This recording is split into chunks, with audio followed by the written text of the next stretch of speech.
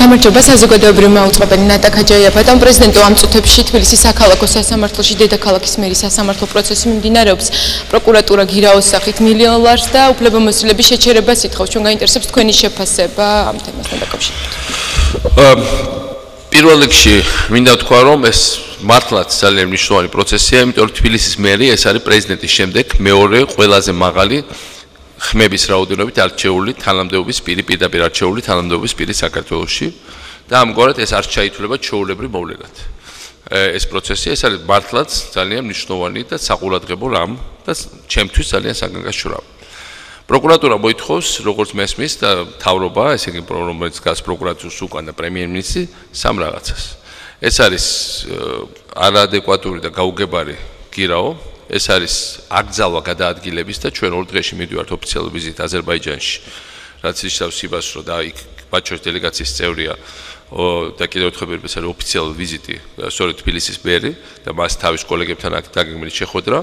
ესე იგი მას უნდათ რომ აუგზავნონ გადაადგილება, ეს პოლიტიკური ფუნქციის განხორციელება და მესამე ეს არის რაც თქვენ ბრძანეთ, ესე იგი უფლებამოსილების შეჩერება, რაც საერთოდ აუგზავნოდა მას მერის უფლებამოსილების განხორციელებას, ესე იგი ჩამოართმევდა არჩეულ პირს პროკურატურის სუამდგომლობის ძალით არჩეულ ხალხის მიერ მიცემული მანდატის განხორციელების საშუალებას.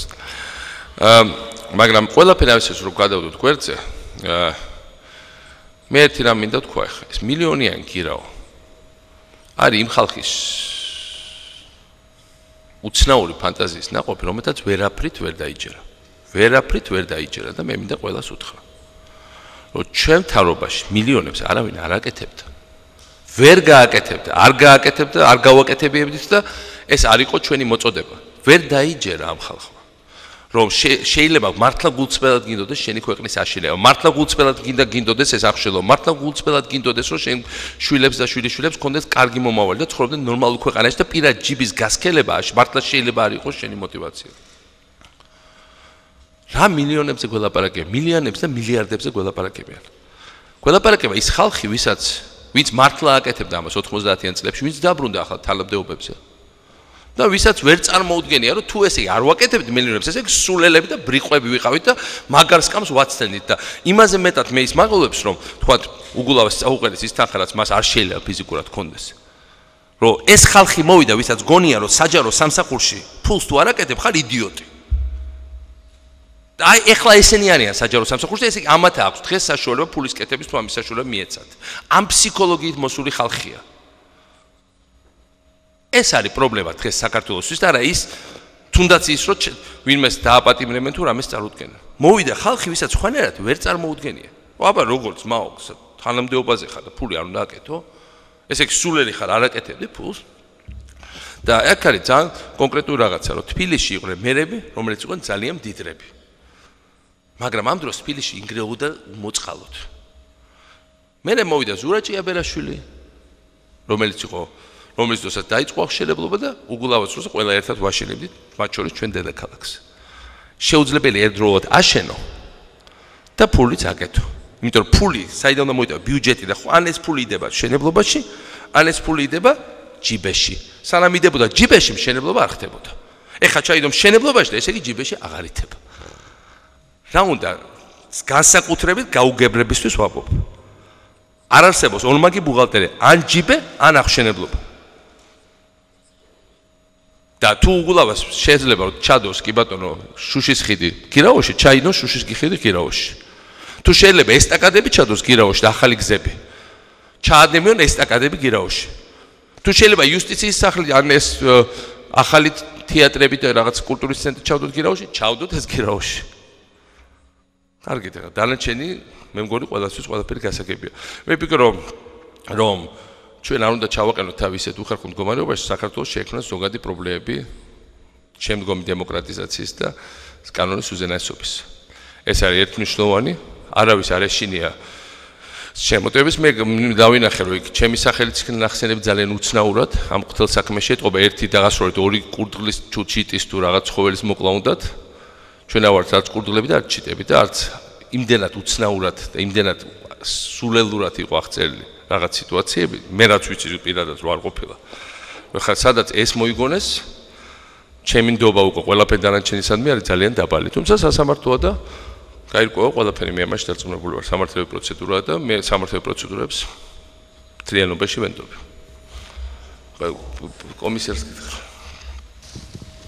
ნათია გოგსაძე რუსთავიორი, მე შეკითხვა მექნება კომისართან სტუმართან პირველ რიგში 2000 მექნება შეკითხვა ვილნიუსის სამიტთან დაკავშირებით, რა მოლოდინები შეიძლება კონდეს საქართველოს ამ სამიტთან მიმართებაში. თქვენ ახსენეთ, რომ რეფორმები გატარებულია, სამუშაო კიდევ ბევრია, მაგრამ საქართველოს მოქალაქეებს რა იმედი შეიძლება კონდეს ამ სამიტთან დაკავშირებით და ბატონ პრეზიდენტო, თქვენ მინდა ასევე გკითხოთ სერგეი ლავროვის დღევანდელ განცხადებასთან დაკავშირებით კომენტარი, სადაც მან განაცხადა, რომ საქართველოსთან ურთიერთობებს თუმცა ოს და აფხაზ ხალხს რუსეთი არ უღალატებს, ალბათ საუბარია ოკუპაციაზე და თუ შეიძლება ამასთან დაკავშირებით თქვენი კომენტარი. I'll start with the question on the Vilnius summit, which is of course a very important summit, but even more importantly is the process before and after. We are now launching this visa dialogue process. In a couple of weeks we will have meetings on a high official to identify what exactly needs to be done, what has been done, what remains to be done. So it's a little bit too early to say what the timetable will be. That depends very much on the reform path of the government as well. We are willing to try to help, but of course the work needs to be done by the government and the parliament. So I will have to come back later with a possible timetable. რაც შეეხება ამ ბოლო განცხადებას, ვილნიუსის სამიტს რაც მე ამას მინდა გავაგრძელო, ჩვენთვის ძალიან მნიშვნელოვანია, რომ ვილნიუსის სამიტთან ჩვენ მივიდეთ კარგ ფორმაში. კარგი ფორმა ნიშნავს, რომ საქართველოში იყოს შენარჩუნებული დამოუკიდებელი სასამართლო, დამოუკიდებელი მასმედია, ამ ორ ძირითად ფუნქციას ჩვენ დემოკრატიის არავინ არ შეეხოს და საქართველოში იყოს რაღაც დოლის თანამშრომლობა პარტიებს შორის და სტაბილურობა. ეს არის ჩვენი გზა ვილნიუსის სამიტისკენ.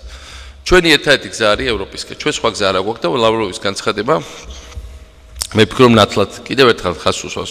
ხშირად ჩვენთან ამბობენ, რომ აი მათ შორის უკვე ახალგაზრდებიც ამბობენ, რომ ესაც შეიძლება და ეს ჩვენი პრობლემა, რომ განათლების სისტემა საკმარისად ვერ შევცვალეთ იმისაც, რომ ასეთ სისულელეების კითხვა არ შეებოდეს, რომ აი თუ რუსეთი მოგცემს ჩვენ უკან ცხინვალს და აფხაზეთის ტერიტორიას, იქნებ უარი თქვათ ევროპაზე და ნატოზე. თქვენ მაჩვენეთ ერთი შემთხვევა ჩვენ ისტორიაში, როცა რუსეთმა ან ჩვენ რამე მოგცა, ან რუსეთის ისტორიაში, როცა რუსეთმა თავის ნებით ვინმეს რამე მისცა. მე ეს კითხვა ხო არ მოგცემთ ამის სანაცვლოდ, ვლადიმერ პუტინს პირადად დაუსვი 50 ჯერ. და 50 ჯერ მივიღე უარყოფითი პასუხი. ბოლო პასუხი მისი იყო, როცა მე მას შევხვდი 2008 წლის თებერვალში და რომ გამოდიოდი კიდევ ერთხელ უთხარი. და ვაღიარებ ამას. ბატონო რუსეთის პრეზიდენტი, პრემიერ-მინისტრი იყო მაშინ. ოპოზიციის პრეზიდენტი იყო ჯერ. და ისე მე ხდებოდა პრემიერ-მინისტრი. მართალია თუ არა, ჩვენ უარს ვიტყვით ევროპაზე და ნატოზე. ჩვენ დაგვიბრუნეთ ჩვენ ტერიტორიებს. მისი პასუხი იცით რა იყო? Мы не меняем ваши территории на вашу геополитическую ориентацию. კითხეთ აგერავარ ცოცხალი მოწმე. განსაკუთრებით მიამით ხალხს გასაგონად ვამბობ, ან ვისაც არ უნდა ჭეშმარიტების დაჭერება. ამიტომ ჩვენი გზა ბუნებრივი ინსტინქტი არის ევროპა. როცა ევროპაში ვიქნებით, ბევრი საკითხი თავისი დროულად, ეტაპობრივად, ნელ-ნელა, მაგრამ გადაწყდება. სხვადასხვა გზით უნდა შევიდეთ და ამიტომ არის მნიშვნელოვანი, რომ ეს გზა გაგრძელდეს და ეს არის ამას სხვა ნავსაუთ ყუდელი საქართველოს არ აქვს და ეს დღეს როგორც არასდროს გამოვლინდა თუნდაც კომისარის ვიზიტის შედეგად ჩვენ გვიხსნიან გზას კიდევ ახალი კარები იხსნება ჩვენთვის ევროპაში, იხსნება ნელ-ნელა, ეს არ არის ადვილი პროცესი, გაიხსნება და ჩვენ ამ კარების გახსნის მოწმეები ვართ დღეს სწორედ. და ეს ამით მე ვარ ძალიან ბედნიერი და მინდა ევროკომისარს და თვითონ თქვენგანს ვთქვა დიდი მადლობა.